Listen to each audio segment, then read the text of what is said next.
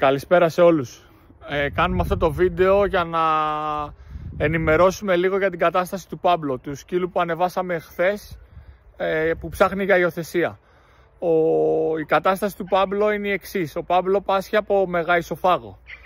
Τι σημαίνει αυτό? Σημαίνει ότι όταν φάει ή πιει νερό, δεν μπορεί η τροφή να κατέβει στο στομάχι και τη βγάζει.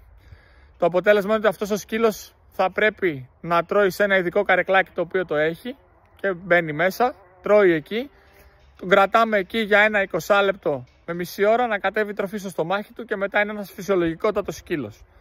Άρα η ιδιαιτερότητα που υπάρχει είναι ότι πρέπει να τρώει 3 φορές τη μέρα στο καρεκλάκι του. Ψάχνουμε για υιοθεσία για έναν άνθρωπο ο οποίος μπορεί να δουλεύει από το σπίτι ή που μπορεί να ταΐζει τον Πάμπλο 3 φορές τη μέρα και φυσικά να τον θέλει και να τον αγαπάει.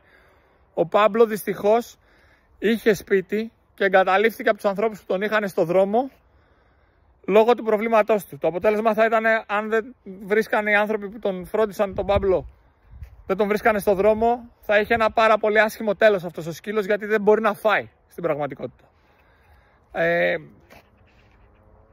Κοινοποιήστε το, βοηθήστε να βρούμε μια υιοθεσία ή έστω μια φιλοξενία για τον Πάμπλο. Είναι ένας πάρα πολύ καλός χαρακτήρας. Είναι ένας σκύλος ο οποίος έχει ζήσει σε σπίτι, δεν λερώνει, ξέρει να ζει μες στο σπίτι. Και είπαμε οτιδήποτε χρειαστείτε με το κομμάτι της συμπεριφοράς, της εκπαίδευσής του κλπ. Θα είμαστε δίπλα σας. Σας παρακαλώ μια κοινοποίηση, πείτε το σε όποιον ξέρετε, είναι κρίμα αυτό το σκυλί να έχει άσχημο τέλος.